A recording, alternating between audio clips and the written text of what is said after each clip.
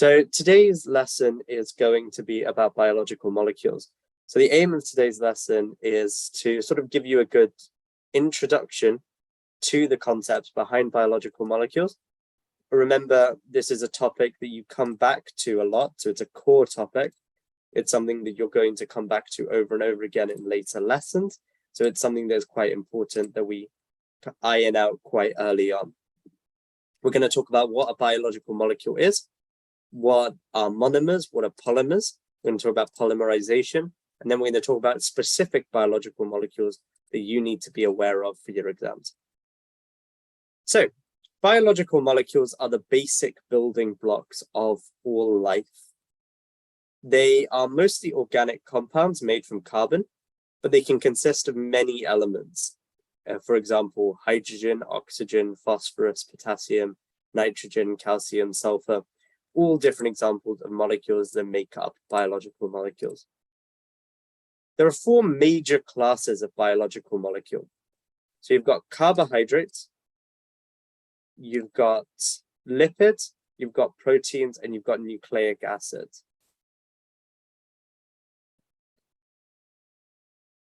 Polymers are going to be chains of monomers. So a monomer is a single repeating unit, and a polymer is a long chain of these monomers that are repeated together and joined together to form this bigger macromolecule.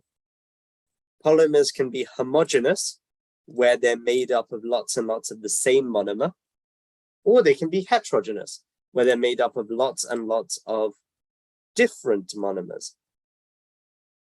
Most biological molecules are polymers. So proteins are an example of a polymer made up of long chains of amino acids. This is a good table that summarizes these different types of molecules that we're going to talk about in a lot more detail, and the different monomers and polymers that make them up.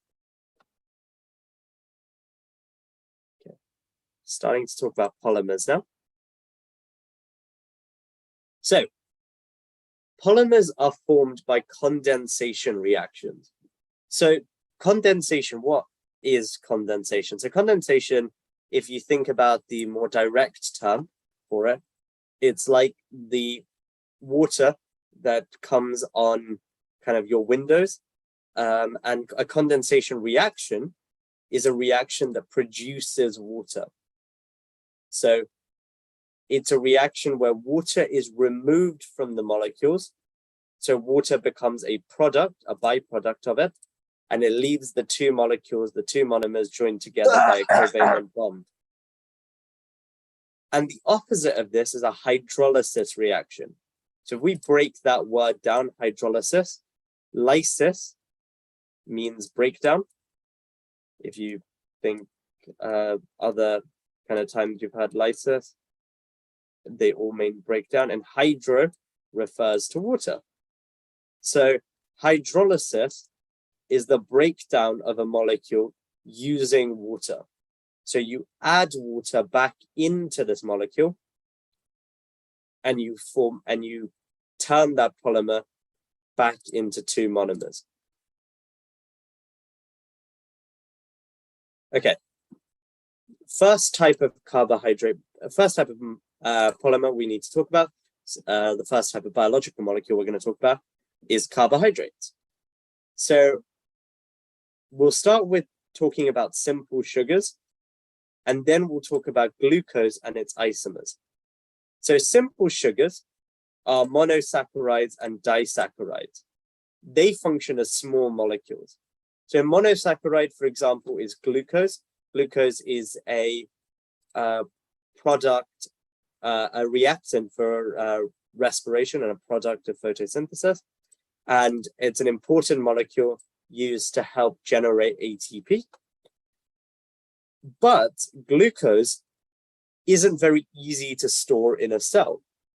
Glucose by itself can affect the osmotic balance within your cell. So what it can do is it can affect how water is stored inside the cells, which means that we don't like storing glucose. So we need to get rid of, we need to find a way to move it into a storage form of glucose. And the best way to do that is to link them up and form macromolecules like disaccharides and polysaccharides. Another example of a monosaccharide is fructose or galactose are the three main ones that you need to know. Then the two main disaccharides you need to know, lactose and maltose. So lactose is beta glucose, and galactose, we're going to talk a little bit more about beta glucose shortly. And sucrose as well is another example of a disaccharide, if we can mute themselves.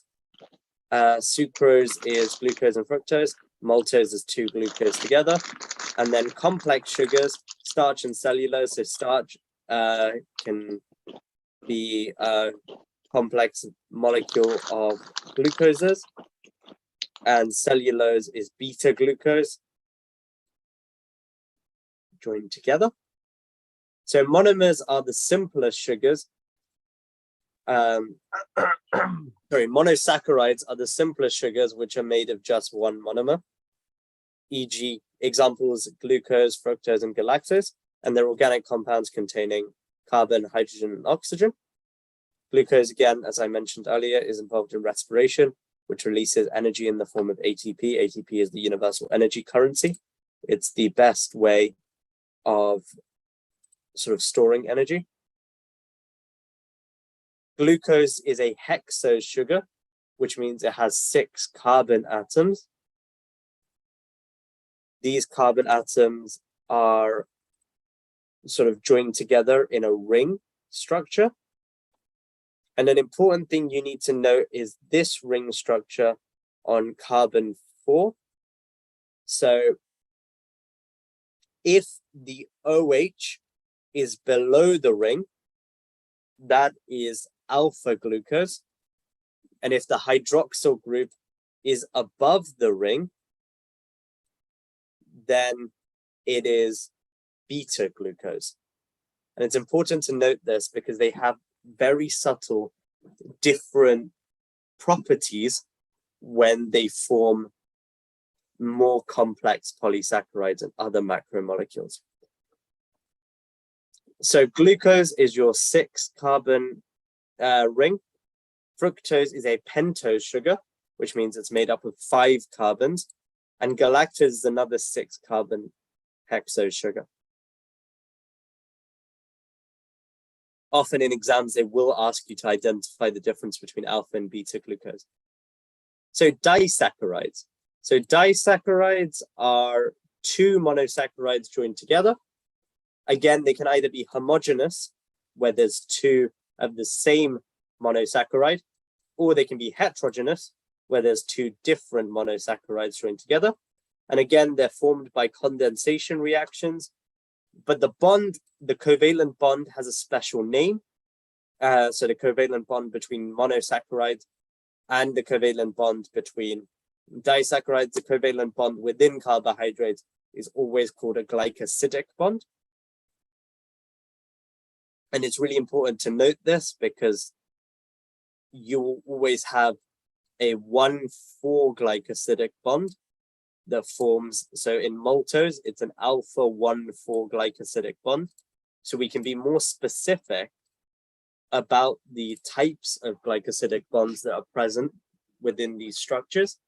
And we can be more specific by naming them based on which carbon atoms are forming part of that bond, as well as being more specific by identifying what the orientation of the sugar that is forming that. So for example, if it's 2 alpha glucose, that's going to be an alpha glycosidic bond. And because it's on carbon 1 reacting with carbon 4 on the other glucose, it's an alpha 1,4 glycosidic bond. Key condensation reactions you need to be able to note. So 2 alpha glucose is maltose, alpha glucose plus fructose is sucrose. Sucrose, for some specs, you need to be able to discuss the uses of sucrose, and one of the potential uses of it is in diet tools and in diet supplements, because sucrose does not have as high a glycemic index as maltose or as glucose does, and that's because of the fructose. Basically what that means is that, so the idea here is that fructose will not be stored as fat as commonly as glucose will, which means that sucrose is used in dieting pills and in weight loss substances to help support that. Lactose forms an important part of milk, and it's a carbohydrate of beta glucose and galactose. So understanding this chart is quite important, understanding that simple sugars consist of disaccharides and monosaccharides, and then understanding the complex sugars are your polysaccharides. And we'll talk a lot about your polysaccharides in this next kind of bit to it. So polysaccharides are complex carbohydrates. They're formed by the condensation reactions of many glucose units. Still, they form glycosidic bonds and water. And again, they can be broken down by the same hydrolysis reaction that we talked about earlier. And this hydrolysis reaction is what is identified in Benedict's test for non-reducing sugars, because when you have a non-reducing sugar, you add HCl. HCl is breaking down that those bonds, releasing the sugar, releasing the glucose molecules, and then those are able to then be reduced. So can anyone in the chat identify what this molecule is?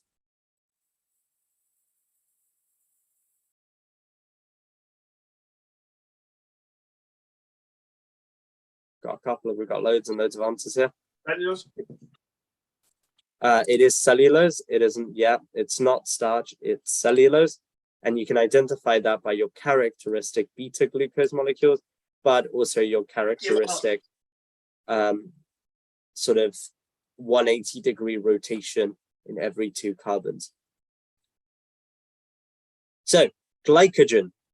Glycogen is a human storage or an animal storage of carbohydrates, stored primarily in your liver and muscles. It is a branched polymer made from many alpha glucose molecules. A question I often ask, and I often ask students to ponder, is why do we, so glycogen is our branched polymer. The equivalent in plants is amylose. And we'll talk about amylose slightly, we'll talk about amylopectin, which is your branched polymer. And amylopectin is your branched polymer in plants. Amylose is a straight chain polymer. The reason it's straight chain is because it allows for coiling, and coiling means that it can be stored in a very compact way. Whereas amylopectin, the branch structure allows easy snipping of the different glucose molecules, which allows more rapid energy release. Now, the question I ask students a lot is, why don't humans have a version of amylose? We have a equivalent of amylopectin in glycogen, but why don't humans have an equivalent of amylose? And this is a question that actually came up in an exam in the OCR spec a couple of years ago. It was one of those, it wasn't a direct question. They were asking you to sort of be critically appraising. I think it was an AO4 question. And the answer to that is no one in the chat's been able to get it. That's okay. Well, we are metabolically active organisms, but it's actually because we don't need a carbohydrate form of long-term storage, because we have fats. So fats are a much more effective long-term storage, and humans use fat as their predominant long-term storage, whereas plants are using amylose as a long-term storage molecule. Amylopectin is a short-term storage molecule for plants. Cellulose. So cellulose forms an important plant cell walls, and it is a non-branched beta glucose structure. But what's special about cellulose is it forms microfibrils between the layers of cellulose, because it's a layered molecule, which allows for high tensile strength. The idea is that they're overlapping filaments almost that are very strong and very difficult to pull apart. Okay, functions of polysaccharides. So we've given you an introduction to your polysaccharides, your starch, your glycogen, and your cellulose. But now we're going to go into a little bit more depth about why they're used. So starting with starch. So starch is your key energy store in plants, and any excess glucose is stored in this form predominantly. Remember, plants don't tend to store in fats, in fat form. Starch is only found in plants and is insoluble, which prevents osmotic effects of swelling or bursting cells. Amylose is a structure that is adapted for compact storage to store large amounts of glucose molecules. It's an unbranched chain of alpha glucose existing as a coiled helical structure. So we've already kind of discussed this. Amylopectin, like glycogen, has a structure that's adapted for fast breakdown. So at times of immense glycemic stress, when you need energy very quickly, you have this branched chain of alpha glucose existing as a long chain with your branches extending from a backbone. Glycogen is the key energy store in animals. Glycogen also consists of alpha glucose joined together in a branched arrangement. Students often get confused with the structure of amylopectin and glycogen. You need to realize that they're both made up of branched alpha glucose chains, but glycogen has more branches, which means that the branches are smaller. And the reason is because glycogen is so much more important as an immediate energy store, whereas amylopectin, plants aren't as metabolically active. So although if they need the demand, they do release that amylopectin quite quickly. It's not as essential in humans as it is in humans to release that glycogen energy store. Glycogen is stored in both the liver and the muscles, and its breakdown is controlled by the hypothalamus with use of endocrine hormones. So let's say you've eaten a very large meal. Your meal is going to contain lots of glucose in it. We won't talk about this in a lot of detail, but what that's going to lead to is insulin release from the pancreas. Insulin is then going to allow glucose to enter the liver cells. So glucose is out of the blood, taken up by the cell. Remember, this is really important because hyperglycemia, which is a high glucose concentration in blood, is quite dangerous for the osmotic balance of our blood. So it's quite dangerous for, because it will indirectly lead to it'll indirectly lead to high blood pressure, which can then damage our blood vessels. So glucose is taken out of the blood, which lowers the glucose concentration of the blood, and this excess glucose is going to be stored as glycogen. Richard has done an intense gym session. There's low glucose concentration in the blood, which releases glucagon. The way you try to remember that is glucagon, like glucose is gone. So it's basically, it means when glucose is gone, they release like glucagon from the pancreas. This then causes breakdown of glycogen back into glucose and the release of glucose back into the blood. So glycogen has a structure that is adapted for storage and fast breakdown. Glycogen is adapted to its storage function and is designed to be easier to break down. Cellulose is found in plant cell walls, providing structural support. It's made of beta glucose joined together in long straight chains. And the idea is that cellulose is adapted to be strong. It's got tough microfibrils, giving it a lot of strength. I'm going to give you guys a second to maybe take a note of this table. This is quite an important table. If you're watching on YouTube, obviously you can pause it here. There's quite an important kind of summary of all of the glucose stuff that you can get asked about. And often in exams, there will be questions asking you to compare and contrast these different structures. So it is important to note them. Lipids and triglycerides. So we've moved on from carbohydrates. I'm going to stop here for a second. Is there any questions that anyone has got? Either put them into the chat about the carbohydrates content. If we have any way of getting the information from the YouTube chat, I'm not too sure how we're going to do that. But so is amylopectin shorter than glycogen? It's not shorter, but the branches themselves are shorter. So amylopectin is not in itself, it's still a complex carbohydrate with long chains, but it's not going to be shorter than glycogen. It's just the branches are shorter. Sorry, the branches are longer. What makes glucose cellulose flexible? So cellulose's flexibility is designed by, it's basically designed by how the layers work. So the way you have all of these tough microfibril sort of rows, but the rows are connected by quite weak bonds between them, which basically means that between the layers, you can pull them apart quite easily, but each individual layer is quite strong. The best way I describe that is if you imagine kind of like, the best way to equivalate that is if you kind of imagine like a book, right? So you've got these individual sheets of paper. The actual book itself is quite strong, but because of these sheets of paper that aren't connected by anything between them, you don't have that structural support between those two layers. Why do R groups vary in proteins? We'll come to proteins later.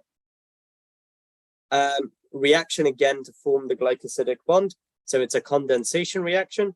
So you have carbohydrate 1, carbohydrate 2, and both of them have an alcohol hydroxyl group, so an OH group.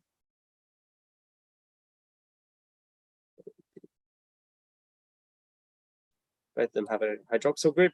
And what happens is the condensation reaction forms. So it's a reaction which a lot of you will, if you come to my chemistry lessons, eventually through the year, I will talk through this reaction. But what's happening is basically the oxygen, the hydrogen, and the hydrogen here, they are being removed. And it leaves behind this glycosidic covalent bond. Okay. What's the difference between micro and macro fibrils? So micro are tiny fibrils within the structure itself. Macro fibrils are overall fibers that run an overall strength that runs between the overall units of cellulose. Can unbranched chains break down faster with enzyme? No, other way around. Branched chains always break down faster with enzymes than your unbranched chains. What type of bond is between? So it's a mixture of bonds. The microfibrils are usually separated with hydrogen bonding, but also there is some weak covalent and ionic interactions. What happens in the hydrolysis reaction? So hydrolysis is the opposite. So let's say you've got carbohydrate 1, which is bonded to carbohydrate 2 by that O. What you're doing is you're just adding a water molecule in and you're breaking that up. You're saying, again, I'm not going to go into too deep into the actual chemistry of it because I don't think you need to know that for any exam board, but you break up the bond to form the return carbohydrate. Yeah, people are saying hydrogen bonds. Do the hydrogen bonds form between cellulose microfibrils to make a cellulose? I'm going to say macrofibril here, or are they between the individual cellulose chains? So what they are is they're between the chains, and then between the actual cellulose molecules, those are macrofibrils. What's the difference between hydrogen bonds and glycosidic bonds? That's a good question. So hydrogen bonding is so glycosidic bonds are covalent bonds. They are bonds that are to do with the shared pair of electrons in the outer shell of an atom. A hydrogen bond is a very special type of, well, it's to do with hydrogen being bonded to a specific number of elements. So nitrogen, oxygen, fluorine, these are your main hydrogen bondings. And what happens is hydrogen it's to do with electronegativity and structures that are quite complex chemistry, and I'm not really going to talk about them because it's not necessary for all students to know that. So I'm not going to go into too much depth about them. I will go into a lot more depth about hydrogen bonding in our chemistry lessons, but the best way to identify it is if you see a hydrogen bonded to an oxygen, a nitrogen, or a fluorine, think hydrogen bonding between the molecules. So not within the molecule. Within the molecule is covalent bonding. Between adjacent groups, there's going to be hydrogen bonding. How do you draw the monosaccharide of maltose? The monosaccharide of maltose is glucose, is alpha glucose. So remember, it's a 6-ring carbon chain. I'm gonna just draw the basic outline of it. And then remember, OH needs to be below, H needs to be above for alpha glucose on carbon 1. Yeah. Why does glycogen have 1,4 and 1,6 bonds? Because remember, it's being attached to both sides. You've got your 1,4, 4, but also your 1,6 because it's attached on both sides. Are hydrogen bonds strong? Yes, hydrogen bonds are strong if you ask a chemist. No, they're very weak if you ask a biologist. How do I draw the monosaccharide of maltose? Again, I just answered that. Why is glucose joined together as glycogen? Why isn't glucose by its own? Well, I explained that earlier in the session. It was to do with the idea that basically glucose is not osmotically stable. So glucose does not maintain osmolarity, which means that it actually would draw water into the cell, which can lead to cell lysis or cell bursting. We don't want that to happen. So we store glucose within the cells as a complex structure that isn't osmotically unstable, which means that it is able then to ensure that you are not losing water or the cells not bursting. Okay, lipids and triglycerides.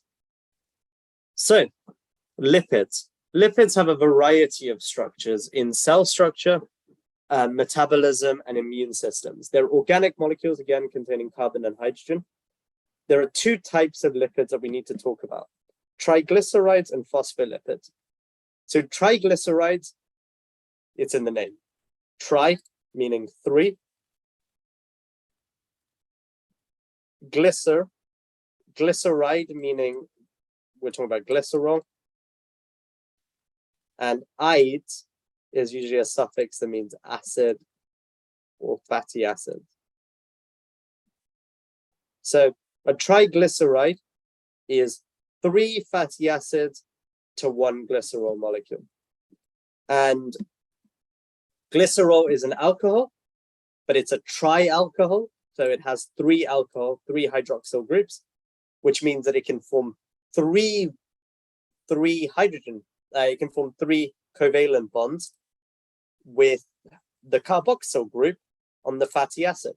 So fatty acids are a form of carboxylic acid, and glycerol is a form of alcohol. So you can tell that this is a form of esterification. Esterification reactions are very important kind of common reactions, and they're a form of condensation reactions. The R group of a fatty acid can either be, so the R group or the fatty acid tail can either be saturated or unsaturated.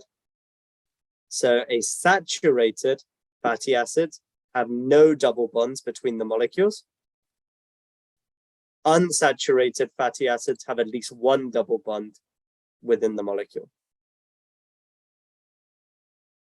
Talk about a little bit more about the structure actually here while we're at it. So you've got this fatty acid tail that can either be saturated or unsaturated, and you've got this carboxyl group. The carboxyl group forms an ester bond or a fatty acid bond between the OH of the carboxyl group and the OH of the glycerol. So remember, it's nothing to do with the double bond O. The double bond O stays the same. It's the OH of the carboxyl group and the OH of the glycerol that react with each other. Okay. Ester bonding, and we are about to talk about that. So ester bonding is a form of condensation reaction. It's a condensation reaction between glycerol and fatty acids. So again, you can see that the hydrogen is donated from the glycerol and the OH is donated from the carboxyl fatty acids, and it forms an ester bond. And again, this can be broken down by hydrolysis. So remember, you don't need to draw the entire fatty acid tail. You just need to be able to draw the R group. The R group doesn't really matter. It's not functionally as important as the actual ester bond itself. Okay, functions of triglycerides. So triglycerides are used as a form of energy storage in metabolic reactions in animals. The reason animals use this is because they're much more energy efficient and store twice as much energy as carbohydrates. So again, you can see that they're storing so much more energy because the long hydrocarbon tails allow a lot of energy to be stored in them. Triglycerides are also insoluble because the fatty acid tails are hydrophobic, which means they face away from the water, and the glycerols face outwards. So they're hydrophilic, which means that they do not affect the osmotic potential of a cell, which means that they're much more useful in storage as a storage molecule. Another thing about this means fatty acids or fats are immiscible in water, which means they don't mix with water. If you often put oil in water, they will not mix together. They'll stay as two separate and distinct layers. That's really important when you're doing investigating fats. They're the main food store in humans because our body readily consumes carbohydrates and sugars for rapid energy boosts, but most of our consumed food is stored in the form of fat. Prokaryotes, bacteria, sometimes can also store their energy as fat, as a reserve potential. Okay, phospholipids. So we will talk a lot more about phospholipids in a later lesson, which is about cell membranes. But today we're going to introduce the concept of phospholipids. So phospholipids have one glycerol, two fatty acids, and a phosphate group. So one of the fatty acid chains has got to be unsaturated, and one of the fatty acid chains has got to be saturated. This means that it's hydrophilic head with the phosphate and the glycerol, and a hydrophobic tail with two fatty acids, ensuring that phospholipids are amphipathic. Phosphate is a phosphate group is PO42 minus. Basically, a phosphorus, 4 oxygens, and it has a 2 minus charge to it. So this is a more detailed diagram. You don't need to worry about the actual diagram itself. It's not, again, not essential, but you need to understand the idea of immiscibility. Basically, there's the polar phosphate head, which loves water and wants to be around water all the time. And the non-polar fatty acid tails, which hate water and do not want to be anywhere near water, which means that they stay on the inwards. This means that it's very useful when we're talking about its uses. Phospholipids are a key component of the phospholipid bilayer, which is a key structural component in cell membranes. As both prokaryotes and eukaryotes have cell membranes, phospholipids are necessary molecules in both types of organisms. The phospholipids form a bilayer, which means that there are two phospholipid layers that are separated by a gap in between them. This allows for selective permeability of the bilayer and of the cell membrane. The hydrophobic tails are folded into the membrane, protected from water, and the hydrophilic heads are pointing outwards and into both layers of the cell. This basically means that certain molecules are allowed to pass through the layer and other molecules aren't, which allows for selective permeability of the bilayer. Okay, that's the end of lipids. I've got a couple of questions about this. Why is it that one phospholipid tail is saturated and the other is unsaturated? It's because phospholipids aren't used as energy stores, which means that phospholipids have got to they've got to differentiate themselves, which means that even if there is breakdown of the phospholipid, it will not be used as an energy store. And again, that's the same question I've been asked by someone else. Why does one fatty acid tail have to be unsaturated and the other saturated in a phospholipid? Yeah.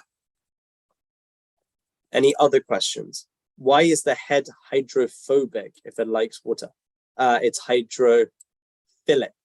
It's not hydrophobic. The tail is hydrophobic. Sorry if I think I might have made a mistake in that discussion.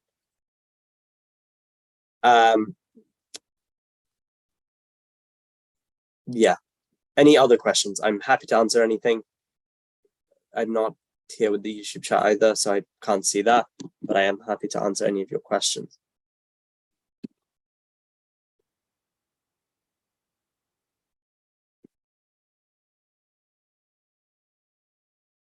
But phospholipids aren't used as fats. So they're not used as a store of lipids, which means they're not used for energy purposes.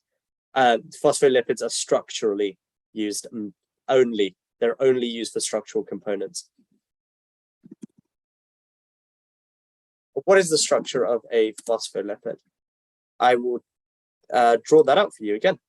So structure of a phospholipid, so phosphate head, so that's PO4 2 minus, for people who are confused, which is attached to a glycerol molecule, which is an alcohol. And the glycerol is then attached to two fatty acid tails, one of which is a saturated and one of which is an unsaturated fatty acid. That's your general structure.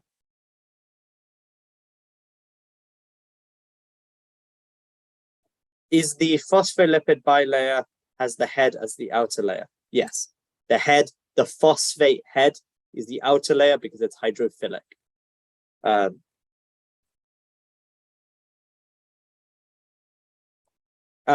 In a discussion about the stages of protein synthesis, that is one of our later lessons. So keep an eye out for the schedule.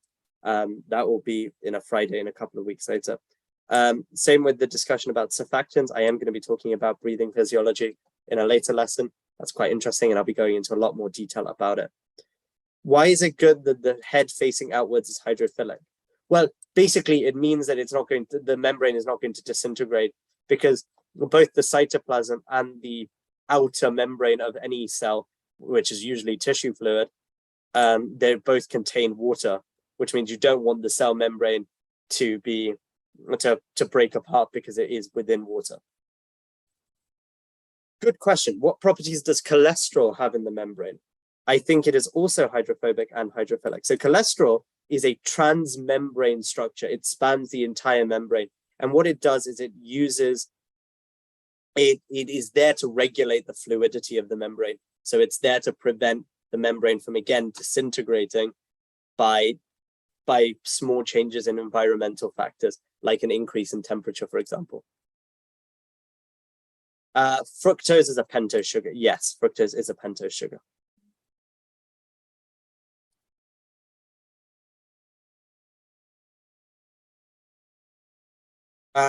So we learned about lipids and how different types have different functions. You now understand triglycerides and the roles of energy stores, as well as phospholipids' role as a structural component of cell membranes. So structures of amino acids and groupings of amino acids. So amino acids are the monomers of proteins. There are 20 amino acids and they are similar in structure. So an amino acid is made up of, this is the general structure of an amino acid. So it's got a hydrogen, which is attached to a carbon. The carbon is also attached to a carboxyl group on one end and an amine group on another end. You might have seen it probably in your classes as this. And this is the correct way to draw it for an examination. The principle that we're trying to prove here is that amino acids can act as both bases and as acids, which means amino acids can act in both. They can form ionic interactions with an acid end, they can form hydrogen bonds, and they can form any type of bond you can imagine. An amino acid can do it, which is really important because it means that amino acids can form significant variations of structures. It's why proteins are the key building block of human beings or of all animals and plants. So there's an amine group, a carboxyl group, and our group is variable. So this means that it is helped to identify the different amino acids, but the R group also allows for structural differences. So there is disulfide bridges, which can form between two cysteine amino acids because they have sulfur in their R group, which is really important because it means that it can allow for different structural components. And we'll talk about protein structure kind of right now. Protein formation. So again, a peptide is formed by a condensation reaction between amino acids forming peptide bonds. These reactions can form peptides or polypeptides. Again, it releases water, this process. You get rid of the OH. And again, they can be broken down by hydrolysis reactions. Remember that this process is happening between the amine end and the carboxyl end. So I'll draw it out with a very simple carbohydrate.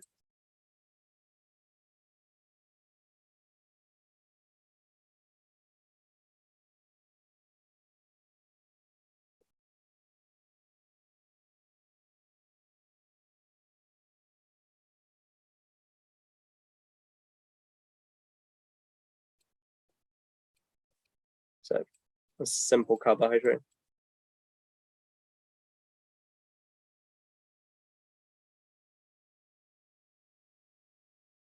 And you can see very simply that you would again have this,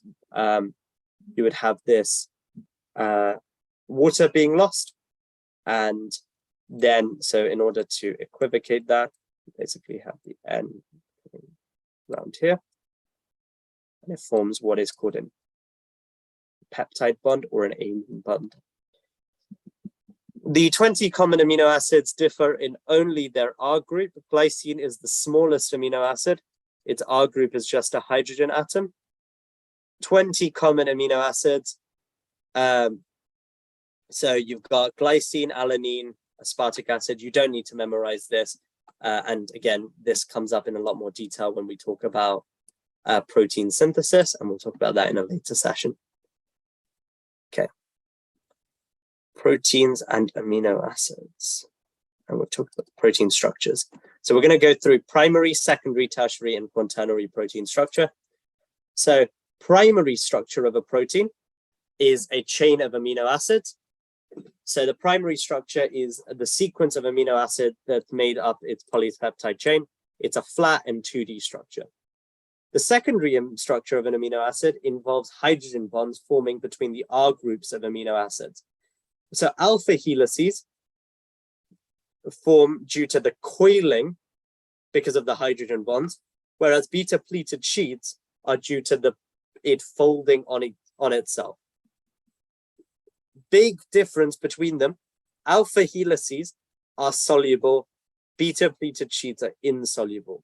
And one of the discussions that you might have in your A2 year, so not right now, but in certain conditions like Alzheimer's disease, it's due to something called amyloid, and beta amyloid in particular.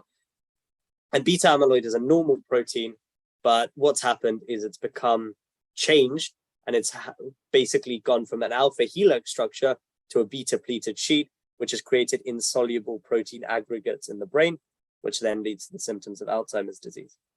So again, we will talk about hydrogen bonds in the chemistry session, but it is important to note about hydrogen bonds. Why are they called alpha and beta? That's a good question. It was just a naming thing. I think it was more to do with the idea that someone discovered the alpha helix first, but I'm not too certain. It's not something that's essential. Yes, you always show, if a question asks you to draw the formation of a peptide bond, you do always have to show the product as being water, because water is another product of that process. If they ask you what is the polypeptide formed, you wouldn't show water at that point. Yes, alpha helix is soluble, beta pleated sheets are insoluble, as you can see, because look at them. So this is going slightly beyond, very slightly, but it's a general interest thing. Look at where the hydrogen bonds are being formed here. So on the alpha helix, the hydrogen bonds are sort of on the outside. You can see that they're, because of the helix, every bit is the outside. Whereas the beta pleated sheet, the hydrogen bonds have formed on the inside, which means that they're locked away, which means that when water wants to try and come in and to form hydrogen bonds, it isn't able to do that. Whereas water can affect the hydrogen bonding within an alpha helix very quickly, because we know that the structure of water does allow for hydrogen bonding. Protein structures, so tertiary and quaternary structure. So a tertiary structure, again, is the overall 3D structure of a protein. It involves 4 types of bonds: ionic bonds, which are the electrostatic interactions which contribute to folding; disulfide bridges, which only form within cysteine residues; hydrophobic forces, which occur between non-polar amino acids; and tertiary structure may be the final structure if the protein only has one chain. But if it has more than one chain, then it has quaternary structure, because a quaternary structure is how different polypeptides come together to form the final structure. For proteins with multiple polypeptide chains, this is the final 3D conformation. And we're not going to talk about this. So hemoglobin is an example of a globulinated tetrameric heteromer, which is a mouthful to say, but basically what that means is it's formed of 4 chains, 4 different chains. So remember, 2 alpha, 2 beta chains that come together to form the overall hemoglobin structure. Okay, I'm going to answer a question I've got here quickly. The question is, couldn't hydrogen bonds form between the HN bonds of beta pleated sheets? Yes, they could, but that's not going to cause solubility. Solubility is the breakdown of existent hydrogen bonds, and the existent hydrogen bonds are on the inside of the beta pleated sheet, whereas they're on the outside of the alpha helix. So that's what's going to break down that structure and make it soluble. Okay, fibrinous versus globular proteins. So we have talked about that. We kind of gave an example with globular protein as hemoglobin, but globular proteins are round spherical structures. Their hydrophobic parts fold inwards and hydrophilic parts are on the outside.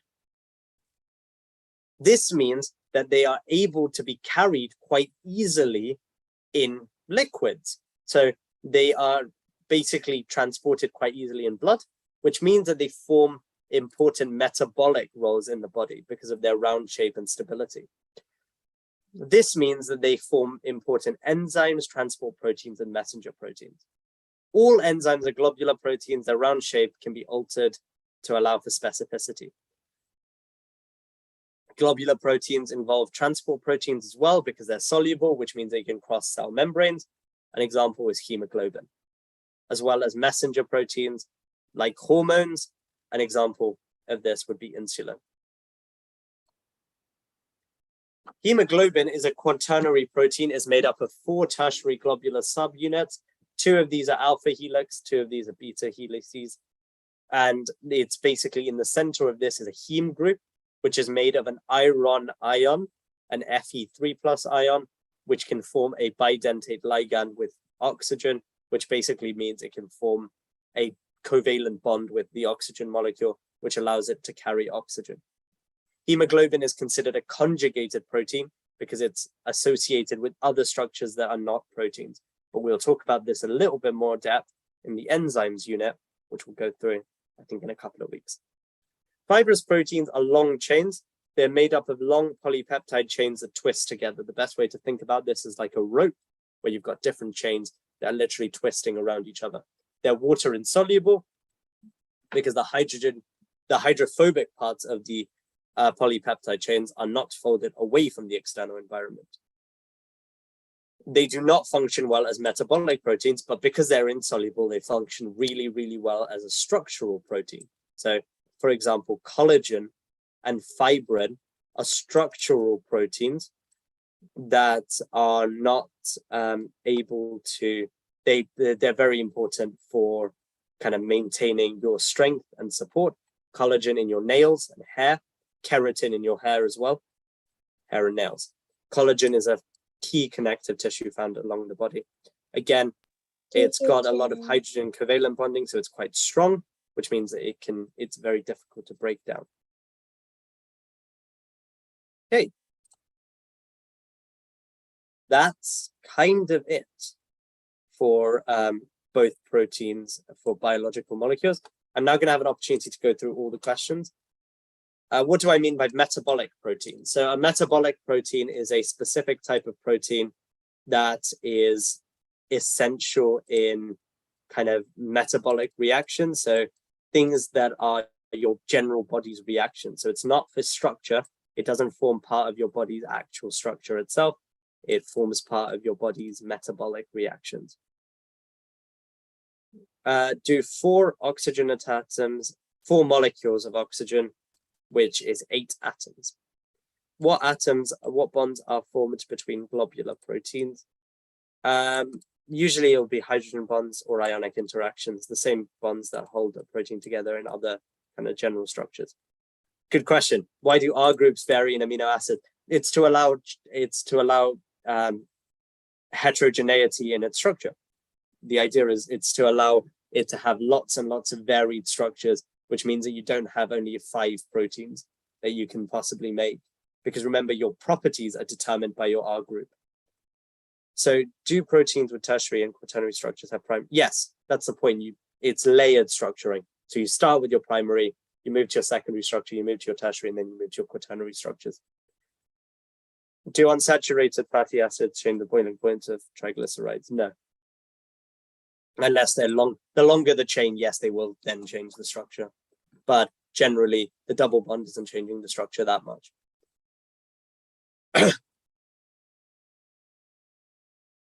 Okay, I'm going to stop the recording.